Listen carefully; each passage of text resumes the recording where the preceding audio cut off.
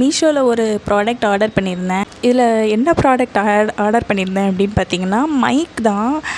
Video ரெக்கார்டிங்க்கு எப்போ பார்த்தாலும் phone ஸ்பீக்கர்கிட்டே வச்சு பேசுகிற மாதிரி இருக்குது அப்படின்னு சொல்லிட்டு மீஷோவில் தான் மைக் ஆர்டர் பண்ணியிருந்தேன்.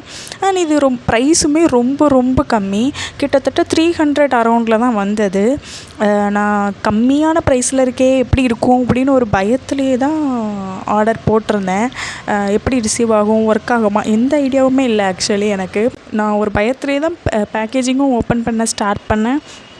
நிஜமாக சொல்கிறேன், வேறு லெவலில் இருக்குது மைக்கு. அண்ட் பேக்கிங்கும் ரொம்பவே சூப்பராக இருந்துச்சு. நான் அந்தளவுக்கு எக்ஸ்பெக்ட் பண்ணவே இல்லை. ஃபஸ்ட்டு ஓப்பன் பண்ணும்போதே மைக் பவுச் கொடுத்துருக்காங்க. மைக் பவுச்சு, அப்புறம் மைக் இருக்குது, அப்புறம் எப்படி யூஸ் பண்ணணும் அப்படிங்கிற ஒரு பேப்பரும் ரிவ்யூ பேப்பரும் கொடுத்துருக்காங்க. ஸோ இதெல்லாம் ஒரு செட்டில் இருந்தது. அண்ட் இன்னொன்று என்னென்னா, இன்னொரு பேக்கேஜிங் தனியாக வந்திருந்தது. நான் அது என்னென்னு கவனிக்கவே இல்லை. பார்த்தா ஃப்ரீயாக வந்துட்டு கேபிள் ப்ரொடெக்டர் வந்து கொடுத்துருந்தாங்க. அது சத்தியமாக நான் எக்ஸ்பெக்ட் பண்ணவே இல்லை.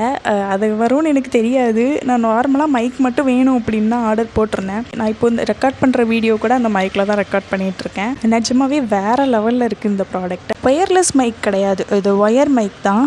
ஆனால் இந்த ப்ரைஸ்க்கு இது வர்த்துன்னு தான் நான் சொல்லுவேன். ஸோ யாருக்கும் இந்த ப்ராடக்ட் வேணும் அப்படின்னா கீழே கமெண்ட் பண்ணுங்கள், நான் உங்களுக்கு வந்து லிங்க் ஷேர் பண்ணுறேன். அண்ட் இன்னொரு விஷயம், எனக்கு இந்த மைக்கை விட இந்த மைக் பவுச் தான் ரொம்ப பிடிச்சிருக்கு. ஸோ இது மாதிரி மோர் வீடியோஸ்க்கு நம்ம பேஜை ஃபாலோ பண்ணி வச்சுக்கோங்க.